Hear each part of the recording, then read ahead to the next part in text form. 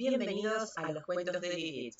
Hemos llegado al capítulo 9. Después de haber escuchado un poco del contexto de los secuestros y hemos visto también cómo Villamizar se las ve solo, sin la ayuda del gobierno, a pesar de que es un hombre poderoso, no es lo mismo que hubiese sido una persona tal vez común como nosotros o como yo misma, en la cual no hubiese sabido realmente cómo maniobrar, qué hacer. Pero este hombre, con sus herramientas, está intentando hacer lo imposible. Así que veamos cómo continúa esto en el capítulo 9.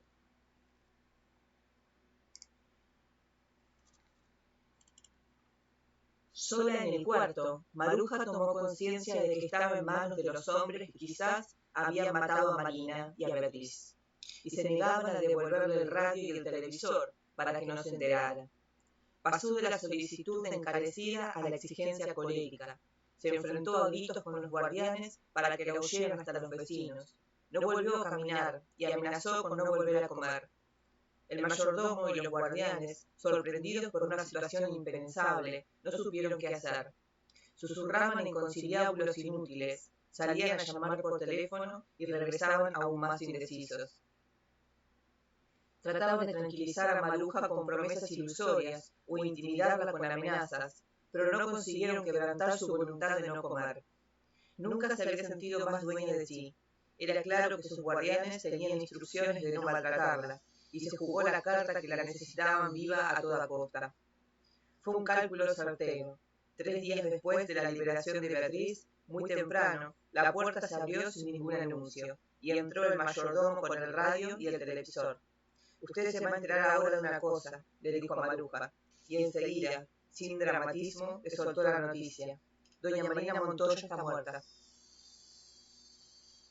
Al contrario de lo que ella misma hubiera esperado, Maruja lo oyó como si lo hubiera sabido desde siempre.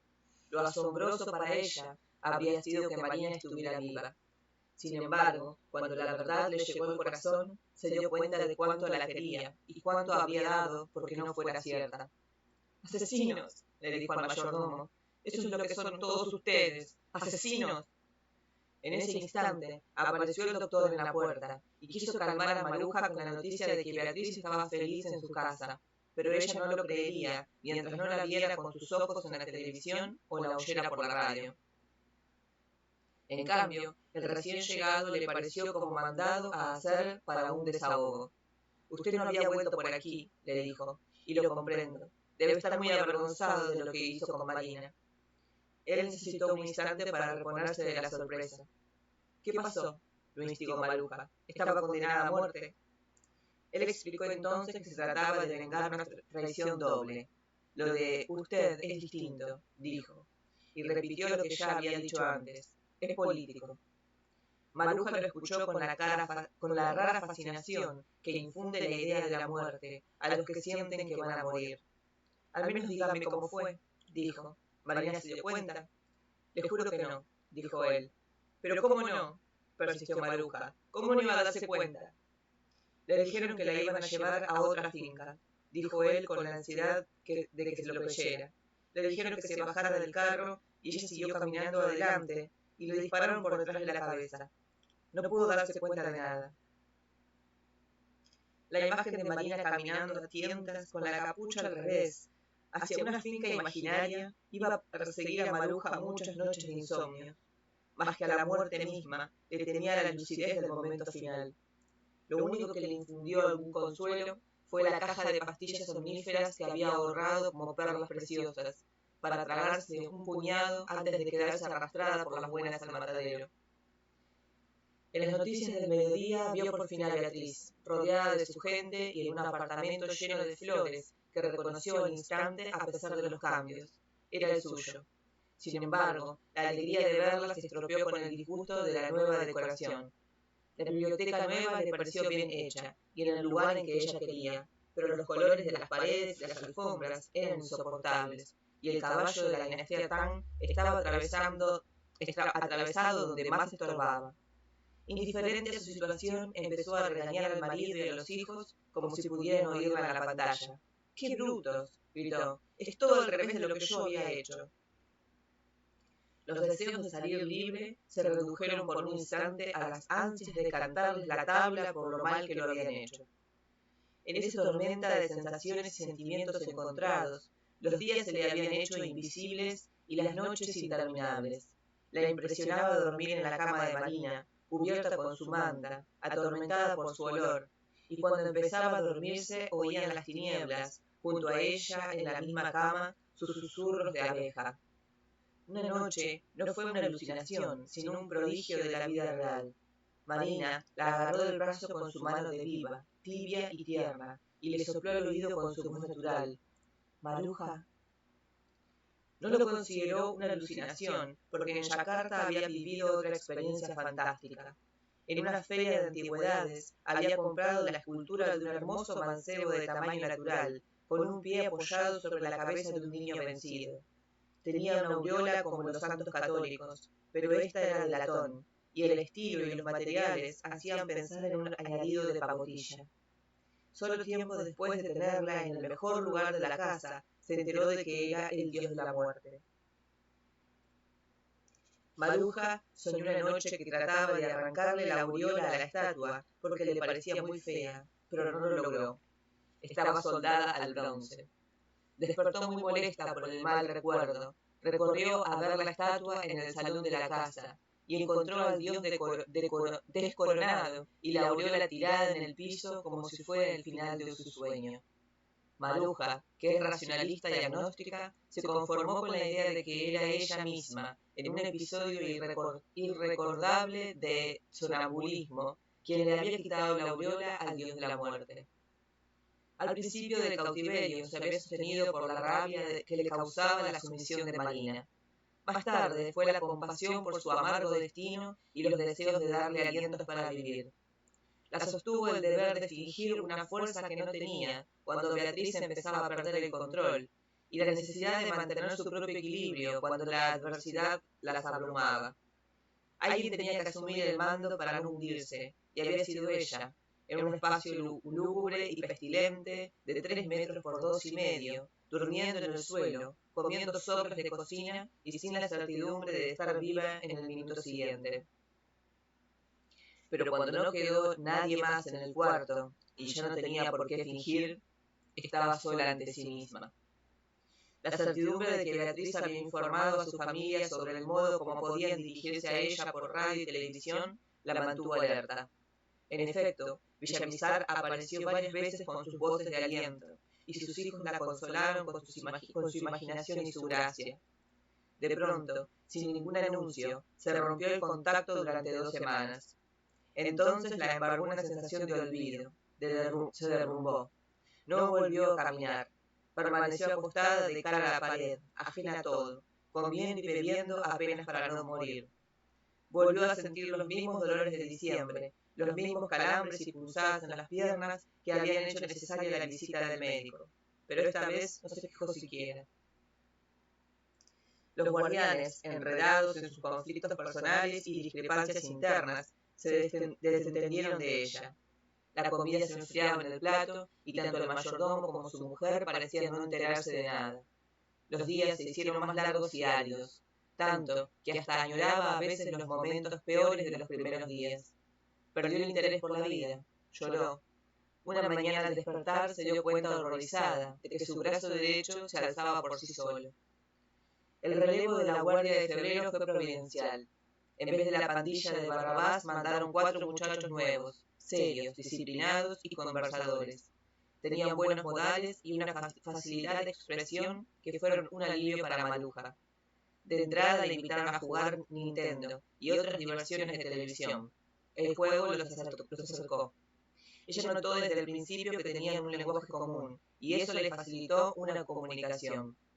Sin duda, habían sido instruidos para vencer su resistencia y levantarle la moral con un trato distinto, pues empezaron a convencerla de que siguiera con la orden médica de caminar en el patio, de que pensara en su esposo, en sus hijos, y en no defraudar la esperanza que estos tenían de verla pronto y en buen estado. El ambiente fue propicio para los desahogos. Consciente de que también ellos eran prisioneros y tal vez necesitaban de ella, Maruja les contaba sus experiencias con 3 hijos varones que ya habían pasado por la adolescencia. Les contó episodios significativos de su crianza y educación, de sus costumbres y sus gustos. También los guardianes, ya más confiados, le hablaron de sus vidas. Todos eran bachilleres y uno de ellos había hecho por lo menos un semestre de universidad. Al contrario de los anteriores, decían pertenecer a familias de clase media, pero de una u otra manera estaban marcados por la cultura de las comunas de Medellín. El mayor de ellos, de 24 años, a quien llamaban la hormiga, era alto y apuesto, y de índole reservada. Había interrumpido sus estudios universitarios cuando sus padres murieron en un accidente de tránsito y no había encontrado más salida que el sicariato. Otro, a quien llamaban Tiburón, contaba divertido que había aprobado la mitad del bachillerato, amenazando a sus profesores con un revólver de juguete. Al más alegre del equipo y de todos los que pasaron por allí, lo llamaban el trompo, y lo parecía, en efecto. Era muy gordo, de piernas cortas y frágiles, y su afición por el baile llegaba a extremos de locura. Alguna vez puso en la grabadora una cinta de salsa después del desayuno, y la bailó sin interrupción y con ímpetu frenético hasta el final de su turno. El más formal, hijo de una maestra de escuela, era lector de literatura y de periódicos, y estaba bien informado de la actualidad del país. Solo tenía una explicación para estar en aquella vida, porque es muy chévere. Sin embargo, tal como Maruja lo vislumbró desde el principio, no fueron insensibles al trato humano, lo cual, a su vez, no solo le dio a ella nuevos ánimos para vivir, sino la astucia para ganar ventajas que tal vez los mismos guardianes no tenían previstas. No se creen que voy a hacer pendejadas con ustedes, les dijo. Estén seguros de que no haré nada de lo que está prohibido, porque sé que esto va a terminar pronto y bien. Entonces, no tiene sentido que me constriñan tanto. Con una autonomía que no tuvo ninguno de los guardianes anteriores, ni siquiera sus jefes, los nuevos se atrevieron a relajar el régimen carcelario mucho más de lo que la misma Maruja esperaba. La dejaron moverse por el cuarto, hablar con la voz menos forzada, ir al baño sin un horario fijo. El nuevo trato le devolvió los ánimos para dedicarse al cuidado de sí misma, gracias a la experiencia de Yakarta. Sacó buen provecho de unas lecciones de gimnasia que hizo para ella una maestra en el programa de Alexandra, y cuyo título parecía llevar nombre propio, ejercicios en espacios reducidos. Era tal su entusiasmo que uno de los guardianes le preguntó con un gesto de sospecha: ¿no será que ese programa tiene algún mensaje para usted? Trabajo le costó a Maruja convencerlo de que no. Por esos días la emocionó también la aparición sorpresiva de Colombia los reclama, que no solo le pareció bien concebido y bien hecho, sino también el más adecuado para sostener en alto la moral de los dos últimos rehenes. Se sintió mejor comunicada y más identificada con los suyos. Pensaba que ella hubiera hecho lo mismo como campaña, como medicina, como golpe de opinión, hasta el punto de que llegó a acertar en las apuestas que hacía con los guardianes sobre quién iba a aparecer en la pantalla al día siguiente. Una vez apostó a que saldría Vicky Hernández, la gran actriz, su gran amiga, y ganó. Un premio mejor, en todo caso, fue que el solo hecho de ver a Vicky y de escuchar su mensaje le provocó uno de los pocos instantes felices del cautiverio.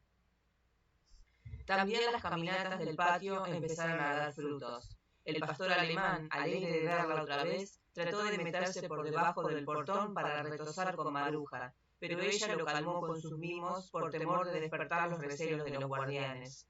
Marina le había dicho que el portón daba a un potrero apacible y de corderos y gallinas. Maruja lo comprobó con una rápida mirada bajo la claridad lunar. Sin embargo, también se dio cuenta entonces de que un hombre armado con una escopeta montaba guardia por fuera de la cerca. La ilusión de escapar con la complicidad del perro quedó cancelada. El 20 de febrero, cuando la vida parecía haber recobrado su ritmo, se enteraron por radio de que en un potrero de Medellín habían encontrado el cadáver del doctor Conrado Prisco Lopera, primo de los jefes de la banda, quien había desaparecido 2 días antes. Su primo, Edgar de Jesús Botero Prisco, fue asesinado a los 4 días. Ninguno de los dos tenían antecedentes penales. El doctor Prisco Lopera era el que había atendido a Juan Vita con su nombre y a cara descubierta, y Maruja se preguntaba si no sería el mismo enmascarado que la había examinado días antes. Al igual que la muerte de los hermanos Priscos en enero, estas causaron una gran impresión entre los guardianes y aumentaron el nerviosismo de Mayordomo y su familia. La idea de que el cartel cobraría su muerte con la vida de un secuestrado, como ocurrió con Marina Montoya, pasó por el cuarto como una sombra fatídica.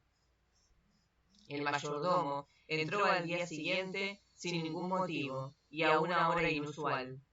No es por preocuparla, le dijo a Maruja, pero hay una cosa muy grave. Una mariposa está parada desde anoche en la puerta del patio. Maruja, incrédula de lo invisible, no entendió lo que quería decirle. El mayordomo se lo explicó con un tremendísimo calculado. Es que cuando mataron a los otros Priscos sucedió lo mismo, dijo. Una mariposa negra estuvo pegada 3 días en la puerta del baño. Maruja recordó los oscuros presentimientos de Marina, pero se hizo la desentendida. ¿Y eso qué quiere decir?, le preguntó. No sé, dijo el mayordomo, pero debe ser de muy mal agüero, porque entonces fue que mataron a doña Marina. ¿La de ahora es negra o carmelita?, le preguntó Maruja. Carmelita, dijo el mayordomo. Entonces es buena, dijo Maruja. Las de mal agüero son las negras. El propósito de asustarla no se cumplió. Maruja conocía a su marido, su modo de pensar y proceder, y no creía que anduviera tan extraviado como para quitarle el sueño una mariposa. Sabía, sobre todo, que ni él ni Beatriz dejarían escapar ningún dato útil para un intento de rescate armado. Sin embargo, acostumbrada a interpretar sus altibajos íntimos como un reflejo del mundo exterior, no descartó que 5 muertes de una misma familia en un mes tuvieran terribles consecuencias para los 2 últimos secuestrados. El rumor de que la Asamblea Constituyente tenía dudas sobre la extradición, por el contrario, debió aliviar a los extraditables. El 28 de febrero, en una visita oficial a los Estados Unidos, el presidente Gaviria se declaró partidario decidido de mantenerla a toda costa, pero no causó alarma. La no extradición era ya un sentimiento nacional muy arraigado, que no necesitaba de sobornos ni intimidaciones para imponerse. Maruja seguía aquellos acontecimientos con atención, dentro de una rutina que parecía ser un mismo día repetido. De pronto, mientras jugaban dominó con los guardianes, el trompo cerró el juego y recogió las fichas por última vez. «Mañana nos vamos», dijo. Maruja no quiso creerlo, pero el hijo de la maestra se lo confirmó. «En serio», dijo, «mañana viene el grupo de Barrabás». Este fue el principio de lo que Maruja había de recordar como su marzo negro. Así como los guardianes que se iban parecían instruidos para lidiar la condena, los que llegaron estaban sin duda entrenados para volverla insoportable. Irrumpieron como un temblor de tierra. El monje, largo, escuálido y más sombrío y ensimismado por la última vez. Los otros, los de siempre, como si nunca se hubieran ido. Barrabás los dirigía con ínfulas de matón de cine, impartiendo órdenes militares para encontrar el escondrijo de algo que no existía, o fingiendo buscarlo para amedrentar a su víctima. Voltearon el cuarto al revés con técnicas brutales. Desbarataron la cama, destriparon el colchón y lo rellenaron tan mal que costaba trabajo seguir durmiendo en un lecho de nudos. La vida cotidiana regresó al viejo estilo de mantener las armas listas para disparar si las órdenes no se cumplían de inmediato. Barrabás no le hablaba a Maruja sin apuntarle a la cabeza con la ametralladora. Ella, como siempre, lo plantó con la amenaza de acusarlo con sus jefes. «No es verdad que me voy a morir solo porque a ustedes se les fue una bala», le dijo. «Estése quieto o me quejo».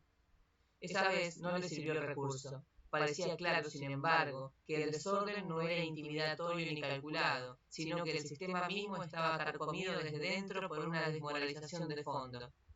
Hasta los pleitos entre el mayordomo y Damaris, frecuentes y de colores folclóricos, se volvieron temibles. Él llegaba de la calle a cualquier hora, si llegaba, casi siempre embrutecido por la borrachera, y tenía que enfrentarse a las andanadas obscenas de la mujer. Los alaridos de ambos y el llanto de las niñas, despertadas a cualquier hora, alborotaban la casa. Los guardianes se burlaban de ellos con imitaciones teatrales que manifestaban el escándalo. Resultaba inconcebible que en medio de la varaunda no hubiera acudido nadie, aunque fuera por curiosidad. A fines de marzo, sin ningún anuncio, aparecieron dos desconocidos que se habían puesto las capuchas prestadas por los guardianes para no hablar a cara descubierta. Uno de ellos, sin saludar apenas, empezó a medir el piso con una cinta métrica de sastre, mientras el otro trataba de congraciarse con Maruja. «Encantado de conocerla, señora», le dijo. «Venimos a alfombrar el cuarto». «¿Alfombrar el cuarto?», gritó Maruja, ciega de rabia. «Váyanse al carajo. Lo que yo quiero es largarme de aquí. Ahora mismo». En todo caso, lo más escandaloso no era la alfombra, sino lo que ella podía significar, un aplazamiento indefinido de su liberación. Uno de los guardianes diría después que la interpretación que hizo Maruja había sido equivocada, pues tal vez significaba que ella se iba pronto y renovaban el cuarto para otros rehenes mejor considerados. Pero Maruja estaba segura de que una alfombra en aquel momento solo podía entenderse como un año más de su vida. También Pacho Santos tenía que ingeniárselas para mantener ocupados a sus guardianes, pues cuando se aburrían de jugar a las barajas, de ver 10 veces seguidas la misma película, de contar sus hazañas de machos, se ponían a dar vueltas en el cuarto como leones enjaulados. Por los agujeros de la capucha se le veían los ojos enrojecidos. Lo único que podían hacer entonces era tomarse unos días de descanso, es decir, embrutecerse de alcohol y de droga en una semana de parrandas encadenadas y regresar peor. La droga estaba prohibida y castigada con severidad, y no solo durante el servicio, pero los adictos encontraban siempre la manera de burlar la vigilancia de sus superiores. La de rutina era la marihuana, pero en tiempos difíciles se recetaban unas olimpiadas de bazuco que hacían temer cualquier descalabro. Uno de los guardianes, después de una noche de brujas en la calle, irrumpió en el cuarto y despertó a Pacho con un alarido. Él vio la máscara de diablo casi pegada a su cara, vio unos ojos sangrientos, unas cerdas erizadas que le salían por las orejas, y sintió el tufo de azufre de los infiernos. Era uno de sus guardianes que quería terminar la fiesta con él. «Usted no sabe lo bandido que soy yo», le dijo mientras se bebían un aguardiente doble a las 6 de la mañana. En las 2 horas siguientes le contó su vida sin que se lo hubiera pedido, solo por un ímpetu irrefrenable de la conciencia. Al final se quedó fundido de la borrachera, y si Pacho no se fugó entonces, fue porque la última hora le faltaron los ánimos. La lectura más alentadora que tuvo en su encierro fueron las notas privadas que El Tiempo publicaba solo para él sin disimulos ni reservas en sus páginas editoriales, por iniciativa de María Victoria. Una de ellas estuvo acompañada por un retrato reciente de sus hijos, y él les escribió en caliente una carta llena de esas verdades tremendas que les parecen ridículas a quienes no las sufren. «Estoy aquí sentado en este cuarto, encadenado a una cama, con los ojos llenos de lágrimas». A partir de entonces, escribió a su esposa y a sus hijos una serie de cartas del corazón que nunca pudo enviar. Pacho había perdido toda esperanza después de la muerte de Marina y Ana, cuando la posibilidad de la fuga le salió al paso sin que la hubiera buscado. Ya no le cabía duda de que estaba en uno de los barrios próximos a la avenida Boyacá, al occidente de la ciudad. Los conocía bien, pues solía desviarse por allí para ir del periódico a su casa en las horas de mucho tráfico, y ese era el rumbo que llevaba la noche del secuestro. La mayoría de sus edificaciones debían ser conjuntos residenciales en serie, con la misma casa muchas veces repetida. Un portón en el garage, un jardín minúsculo, un segundo piso con vistas hacia la calle, y todas las ventanas protegidas por rejas de hierro pintadas de blanco. Más aún, en una semana logró precisar la distancia de la pizzería y que la fábrica no era otra que la cervecería de Bavaria. Un detalle desorientador era el gallo loco que al principio cantaba a cualquier hora y con el paso de los meses cantaba al mismo tiempo en distintos lugares. A veces remoto a las 3 de la tarde, a veces junto a su ventana a las 2 de la madrugada. Más desorientador habría sido si le hubieran dicho que también Maruja y Beatriz lo escuchaban en un sector muy distante.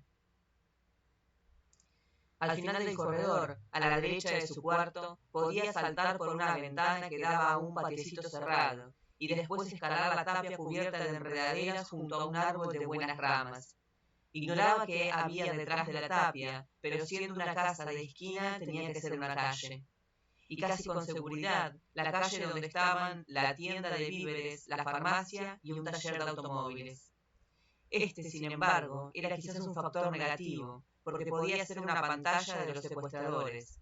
En efecto, Pacho oyó una vez por ese lado una discusión sobre fútbol con dos voces que eran sin duda de guardianes suyos.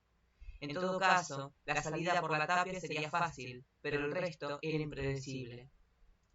De modo que la mejor alternativa era el baño, con la ventana indispensable de ser el único lugar donde le permitían ir sin las cadenas. Tenía claro que la evasión debía ser a pleno día, pues nunca iba al baño después de acostarse, aun si permanecía despierto frente a la televisión o escribiendo en la cama, y la excepción podía delatarlo. Además, los comercios cerraban temprano, los vecinos se recogían después de los noticieros de las 7 y a las 10 no había un alma en el contorno. Aún en las noches de viernes, que en Bogotá son fragorosas, solo se percibía el resuello lento de la fábrica de cerveza o el alarido instantáneo de una ambulancia desbocada en la avenida Boyacá.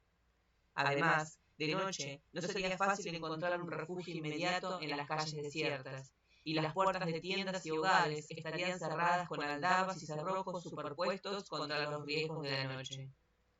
Sin embargo, la oportunidad se presentó el 6 de marzo, más calva que nunca, y fue de noche. Uno de los guardianes había llevado una botella de aguardiente y lo invitó a un trago, mientras veían un programa sobre Julio Iglesias en la televisión. Pacho bebió poco, y solo por complacerlo.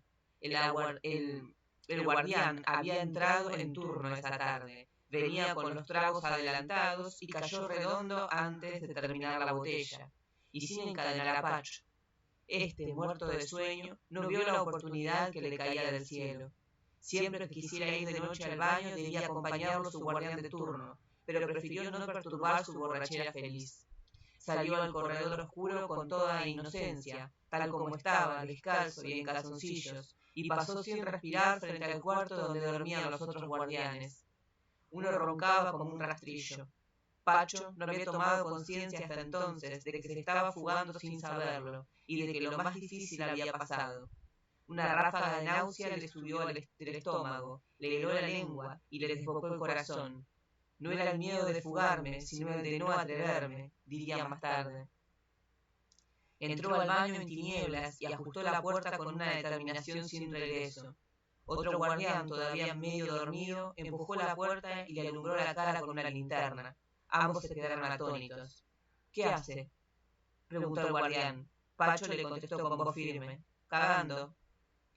No se le ocurrió nada más. El guardián movió la cabeza sin saber qué pensar. Ok, dijo al final. Buen provecho. Permaneció en la puerta alumbrándolo con el haz de la linterna, sin pestañear, hasta que Pacho terminó lo suyo como si fuera cierto. En el curso de la semana, vencido por la depresión del fracaso, resolvió fugarse de una manera radical e irremediable. Saco la cuchilla de la maquinita de afeitar, me corto las venas y amanezco muerto, se dijo. El día siguiente, el padre Alfonso Llanos Escobar publicó en El Tiempo su columna semanal, dirigida a Pacho Santos, en la cual le ordenaba en el nombre de Dios que no se le ocurriera suicidarse. El artículo llevaba 3 semanas en el escritorio de Hernando Santos, que dudaba entre publicarlo o no, sin tener claro por qué, y el día anterior lo decidió a última hora, y también sin saber por qué. Todavía, cada vez que lo cuenta, Pacho vuelve a vivir el estupor de aquel día.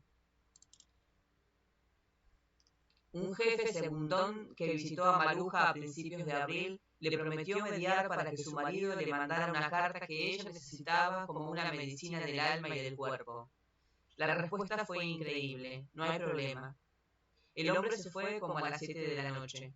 Hacia las 12:30, después de la caminata por el patio, el mayordomo dio unos golpes urgentes en la puerta atrancada por dentro y le entregó la carta. No era ninguna de las varias que Villamizar le había mandado con Guido Parra, sino la que le mandó con Jorge Luis Ochoa, y a la cual había puesto Gloria Pachón de Galán una postdata consoladora. Al dorso del mismo papel, Pablo Escobar había escrito una nota de su puño y letra. Yo sé que esto ha sido terrible para usted y para su familia, pero mi familia y yo también hemos sufrido muchísimo. Pero no se preocupe, yo le prometo que a usted no le va a pasar nada, pase lo que pase. Y terminaba con una confidencia marginal que a Maruja le pareció inverosímil. No le haga caso a mis comunicados de prensa que solo son para presionar.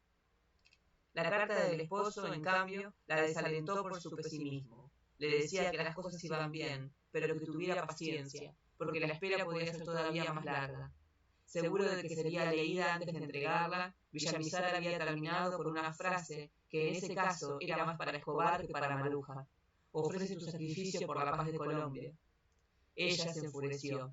Había captado muchas veces los recados mentales que Villamizar le mandaba desde su terraza, y le contestaba con toda el alma: sáquenme de aquí, que ya no sé ni quién soy después de tantos meses de no mirarme en un espejo. Con aquella carta tuvo un motivo más para contestarle de su puño y letra que qué paciencia, ni qué paciencia, carajo, con tanta como había tenido y padecido en las noches de horror en que la despertaba de pronto el pasmo de la muerte. Ignoraba que era una carta antigua, escrita entre el fracaso con Guido Parra y las primeras entrevistas con los Ochoa, cuando aún no se vislumbraba ni una luz de esperanza. No podía esperarse que fuera una carta optimista, como lo hubiera sido en esos días en que ya parecía definido el camino de su liberación. Por fortuna, el malentendido sirvió para que Maruja tomara conciencia de que su rabia podía no ser tanto por la carta como por un rencor más antiguo e inconsciente contra el esposo. ¿Por qué Alberto había permitido que soltaran sola a Beatriz si era él quien manejaba el proceso? En 19 años de vida común no había tenido tiempo, ni motivo ni valor para hacerse una pregunta como esa, y la respuesta que se dio a sí misma la volvió consciente de la verdad. Había resistido el secuestro porque sabía con seguridad absoluta que su esposo dedicaba cada instante de su vida a tratar de liberarla, y que lo hacía sin reposo, y aún sin esperanzas, por la seguridad absoluta de que ella lo sabía. Era, aunque ni él ni ella lo supieran, un pacto de amor. Se habían conocido 19 años antes en una reunión de trabajo, cuando ambos eran publicistas juveniles. Alberto me gustó de una, dice Maruja. ¿Por qué? Ella no lo piensa 2 veces. Por su aire de desamparo. Era la respuesta menos pensada. A primera vista, Villamizar parecía un ejemplar típico del universitario inconforme de la época, con el cabello hasta los hombros, la barba de anteayer y una sola camisa que lavaba cuando llovía. A veces me bañaba, dice hoy muerto de risa. A segunda vista era parrandero, apostalizo y de genio atravesado.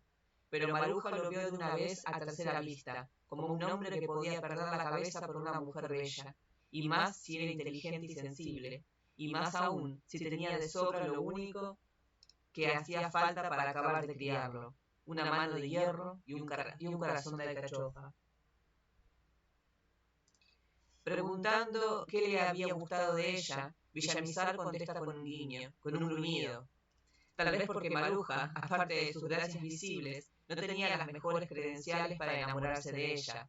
Estaba en la flor de sus 30 años, se había casado por la Iglesia Católica a los 19 y tenía 5 hijos de su esposo, 3 mujeres y 2 hombres, que habían nacido con intervalos de 15 meses. Se lo conté todo de una, dice Maruja, para que supiera que estaba metiéndose en terreno minado. Él la oyó con otro gruñido, y en vez de invitarla a almorzar, le pidió a un amigo común que los invitara a los dos. Al día siguiente, la invitó él con el mismo amigo. Al tercer día, la invitó a ella sola. Y al cuarto día, se vieron los dos sin almorzar. Así siguieron encontrándose todos los días con las mejores intenciones. Cuando se le pregunta a Villamizar si estaba enamorado o solo quería acostarse con ella, dice en santandereano puro: no joda, era de lo más serio. Tal vez no se imaginaba él mismo hasta qué punto lo era. Maruja tenía un matrimonio sin sobresaltos, sin un sí ni un no, perfecto, pero quizás le hacía falta el gramo de inspiración y de riesgo que ella necesitaba para sentirse viva. Liberaba su tiempo para Villamizar con pretextos de oficina. Inventaba más trabajo del que tenía, inclusive los sábados desde las 12 del día hasta las 10 de la noche. Los domingos y feriados improvisaban fiestas juveniles, conferencias de arte, cineclubes de medianoche, cualquier cosa, solo por estar juntos. Él no tenía problemas, era soltero y a la orden, vivía a su aire y comía a la carta, y con tantas novias de sábado que era como no tener ninguna. Solo le faltaba la tesis final para ser médico cirujano como su padre, pero los tiempos eran más propicios para vivir la vida que para curar enfermos. El amor empezaba a salirle de los boleros, se acabaron las esquelas perfumadas que habían durado 4 siglos, las serenatas lloradas, los monogramas de los pañuelos, el lenguaje de las flores, los cines desiertos a las 3 de la tarde, y el mundo entero andaba como envalentonado contra la muerte por la demencia feliz de los Beatles. Al año de conocerse, se fueron a vivir juntos con los hijos de Maruja en un apartamento de 100 metros cuadrados. Era un desastre, dice Maruja. Con razón, vivían en medio de unas peloteras de todos contra todos, de estropicios de platos rotos, de celos y suspicacias para niños y adultos. A veces lo odiaban a muerte, dice Maruja, y yo a ella, dice Villamizar. Pero solo por 5 minutos, ríe Maruja. En octubre de 1971 se casaron en Ureña, Venezuela, y fue como agregar un pecado más a su vida, porque el divorcio no existía y muy pocos creían en la legalidad del matrimonio civil. A los 4 años nació Andrés, hijo único de los dos. Los sobresaltos continuaban, pero les dolía menos. La vida se había encargado de enseñarles que la felicidad del amor no se hizo para dormirse en ella, sino para joderse juntos. Maruja era hija de Álvaro Pachón de la Torre, un periodista estrella de los 40, que había muerto con 2 colegas notables en un accidente de tránsito histórico en el gremio. Huérfana también de madre, ella y su hermana Gloria habían aprendido a defenderse solas desde muy jóvenes. Maruja había sido dibujante y pintora a los 20 años, publicista precoz, directora y guionista de radio y televisión, jefe de relaciones públicas o publicidad de empresas mayores, y siempre periodista. Su talento artístico y su carácter impulsivo se imponían de entrada, con la ayuda de un don de mando bien escondido tras el remanso de sus ojos gitanos. A Villamizar, por su lado, se le olvidó la medicina, se cortó el pelo, tiró a la basura la camisa única, se puso corbata y se hizo experto en ventas masivas de todo lo que le dieran a vender. Pero no cambió su modo de ser. Maruja reconoce que fue él, más que los golpes de la vida, quien la curó del formalismo y las inhibiciones de su medio social. Trabajaban cada uno por su lado y con éxito mientras los hijos crecían en la escuela. Maruja volvía a casa a las 6 de la tarde para ocuparse de ellos. Escarmentada por su propia educación estricta y convencional, quiso ser una madre distinta, que no asistía a las reuniones de padres en el colegio ni ayudaba a hacer las tareas. Las hijas se quejaban. Queremos una mamá como las otras. Pero Maruja lo sacó a pulso por el lado contrario, con la independencia y la formación para hacer lo que les diera la gana. Lo curioso es que a todos les dio la gana de ser lo que ella hubiera querido que fueran. Mónica es hoy pintora egresada de la Academia de Bellas Artes de Roma y diseñadora gráfica. Alexandra es periodista y programadora y directora de televisión. Juana es guionista y directora de televisión y cine. Nicolás es compositor de música para cine y televisión. Patricio es psicólogo profesional. Andrés, estudiante de economía, picado por el alacrán de la política gracias al mal ejemplo de su padre, fue elegido por votación popular, a los 21 años, edil de la alcaldía menor de Chapinero, en el norte de Bogotá. La complicidad de Luis Carlos Galán y Gloria Pachón desde que eran novios fue decisiva para una carrera política que ni Alberto ni Maruja habían vislumbrado. Galán, a sus 37 años, entró en la recta final para la presidencia de la República por el nuevo liberalismo. Su esposa Gloria, también periodista, y Maruja, ya veterana en promoción y publicidad, concibieron y dirigieron estrategias de imagen para 6 campañas electorales. La experiencia de Villamizar en ventas masivas le había dado un conocimiento logístico de Bogotá que muy pocos políticos tenían. Los 3 en equipo hicieron en un mes frenético la primera campaña electoral del nuevo liberalismo en la capital y barrieron a electoreros curtidos. En las elecciones de 1982, Villamizar se inscribió en el 6º renglón de una lista que no esperaba elegir más de 5 representantes para la Cámara y eligió 9. Por desgracia, aquella victoria fue el preludio de una nueva vida que había de conducir a Alberto y a Maruja, 8 años después, a la tremenda prueba de amor del secuestro. Unos 10 días después de la carta, el jefe grande al que llamaban el doctor, ya reconocido como el gran gerente del secuestro, visitó a Maruja sin anunciarse.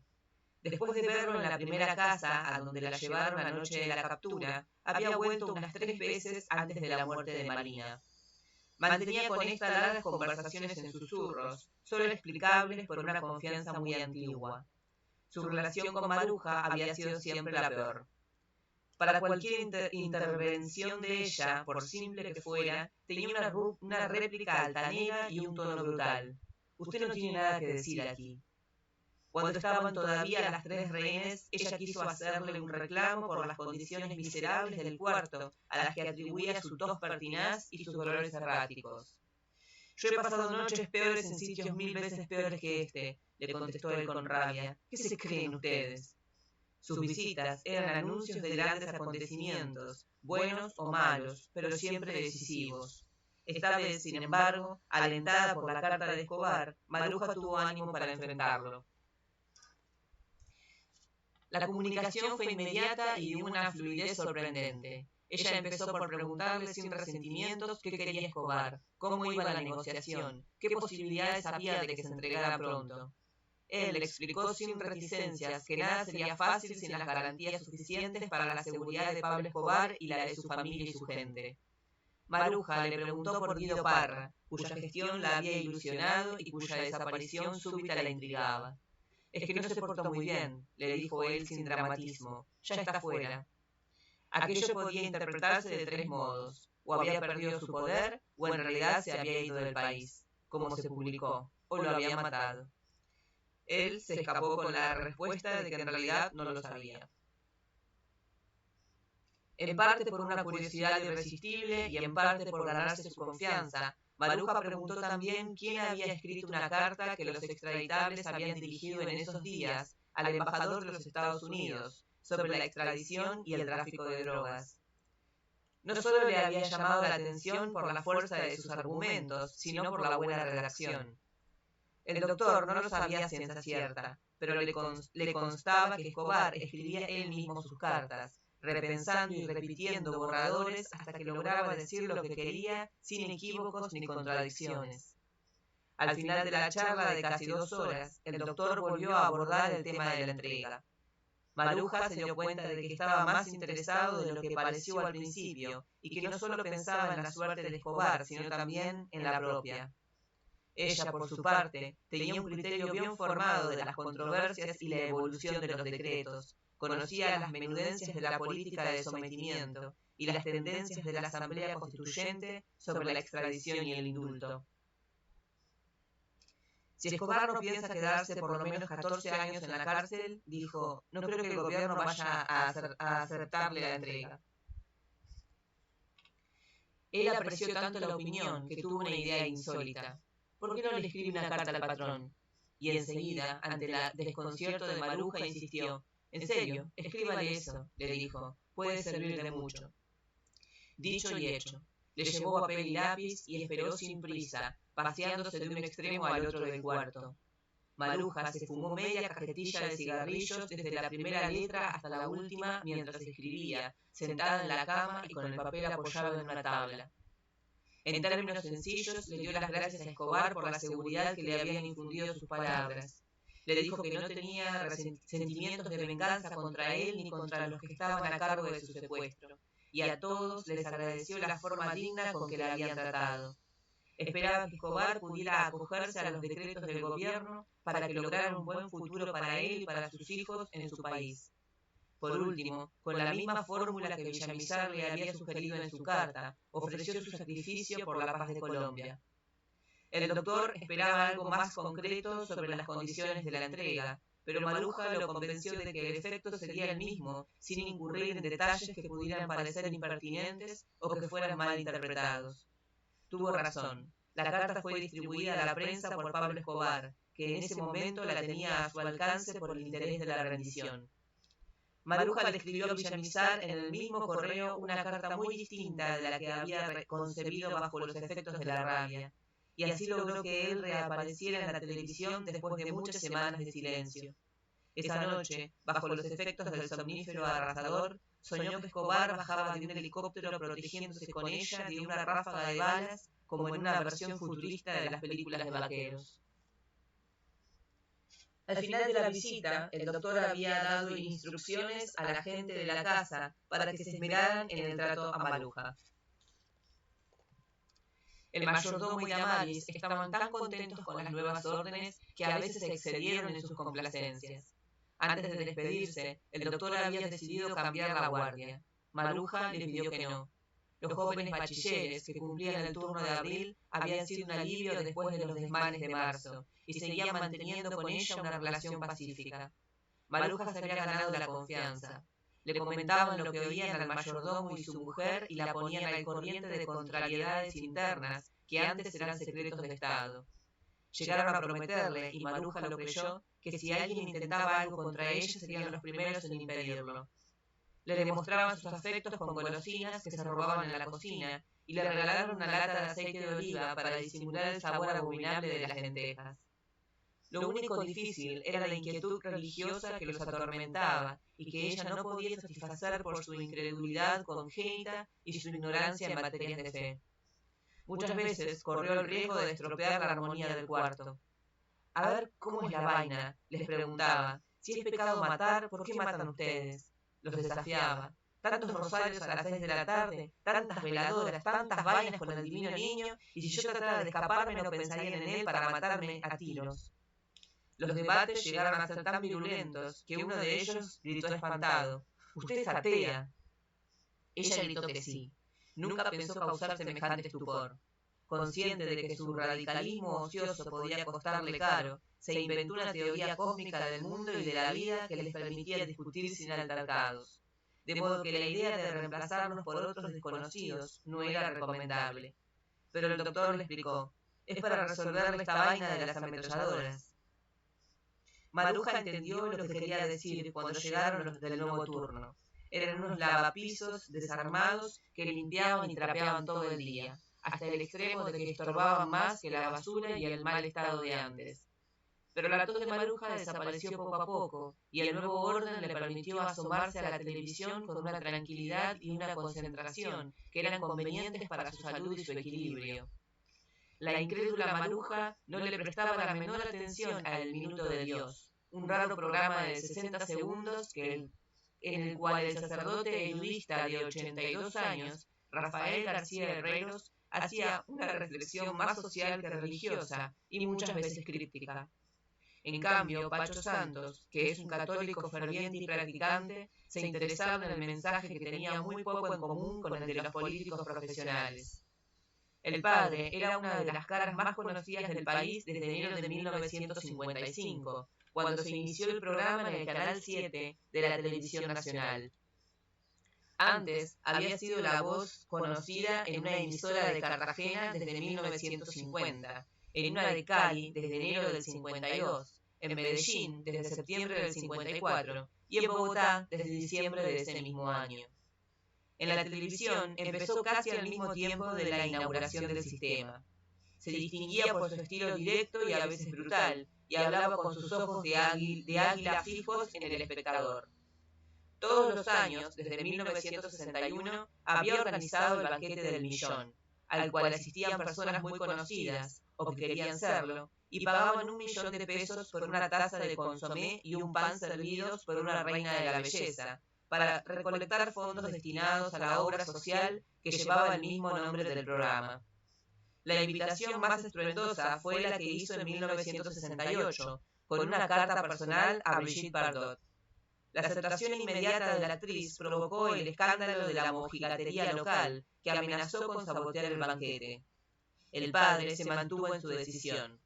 Un incendio más que oportuno en los estudios de Boulogne, en París, y la explicación fantástica de que no había lugar en los aviones fueron los dos pretextos con que se sortió el gran ridículo nacional. Los guardianes de Pacho Santos eran espectadores asiduos de El Minuto de Dios, pero ellos sí se interesaban por su contenido religioso más que por el social. Creían a ciegas, como la mayoría de las familias de los tugurios de Antioquía, que el padre era un santo. El tono era siempre crispado y el contenido a veces incomprensible. Pero el programa del 18 de abril, dirigido sin duda pero sin nombre propio a Pablo Escobar, fue indescifrable. Me han dicho que quiere entregarse, me han dicho que quisiera hablar conmigo, dijo el padre García Herreros mirando directo a la cámara. Oh mar de Coveñas, a las 5 de la tarde, cuando el sol está cayendo, ¿qué debo hacer? Me dicen que él está cansado de su vida y con su plegar, y no puedo contarle a nadie mi secreto. Sin embargo, me está ahogando interiormente. Dime, oh mar, ¿podré hacerlo? ¿Deberé hacerlo? Tú que sabes toda la historia de Colombia, tú que viste a los indios que adoraban en esta playa, tú que oíste el rumor de la historia, ¿deberé hacerlo? Me rechazarán si lo hago, me rechazarán en Colombia. Si lo hago, se formará una balacera cuando yo vaya con ellos, caeré con ellos en esta aventura. Maruja también lo oyó, pero le pareció menos raro que a muchos colombianos, porque siempre había pensado que al padre le gustaba divagar hasta extraviarse en las galaxias. Lo veía más bien como un aperitivo ineludible del noticiero de las 7. Aquella noche le llamó la atención porque todo lo que tuviera que ver con Pablo Escobar tenía que ver también con ella. Quedó perpleja e intrigada, y muy inquieta con la incertidumbre de lo que pudiera haber en el fondo de aquel galimatías providencial. Pacho, en cambio, seguro de que el padre lo sacaría de aquel purgatorio, se abrazó de alegría con su guardián. Y así concluye el capítulo 9. Un capítulo en el que ya se ve la tensión de la espera desmedida. Ya todos queremos que los liberen, ya todos queremos ver qué sucede, cómo termina esta historia, cómo concluye, qué sucederá con las vidas de estos dos rehenes que ya no saben qué hacer, ya no saben qué pensar, y sin embargo la vida sigue, sin embargo la mente sigue maquinando, sigue pensando, a pesar de todo, a pesar de la soledad, de estar solos ahí en medio de todo esa terrible situación. Estos hechos pudieron ser reales. Uno compara su vida y la de estas personas y se pregunta si realmente esto no es más que una novela. Cuéntenme, como siempre, sus opiniones, sus impresiones. Me interesa realmente conocer qué sensaciones les causa esta historia. Por mi parte, estoy ansiosa por saber cómo continúa, ansiosa por ver qué es de estas personas. Por las dudas, trato de no ver ningún material extra real, quiero decir, algo en internet que me dé una idea de cuál pudo haber sido la resolución, porque, bueno, no me gusta spoilearme, pero nada, cada vez se pone más interesante y más atrapante esta historia. Así que, si quieren conocer los últimos 2 capítulos, porque ya estamos cerca del final, no dejen de seguirme, de suscribirse, y siempre a las 6 de la tarde estoy programando estos encuentros, estas historias que, bueno, espero que les agraden mucho. Y bueno, ya vamos pensando en la siguiente. Vamos pensando qué les gustaría ver, si alguien quisiera dejarme en los comentarios algún libro que les interese, tal vez lo podría conseguir. En el caso de que no lo pueda conseguir, lo voy a tener en consideración para buscarlo. Y sin más, los dejo para que sean libres de hacer lo que gusten. Muchas gracias siempre. Nos vemos la próxima.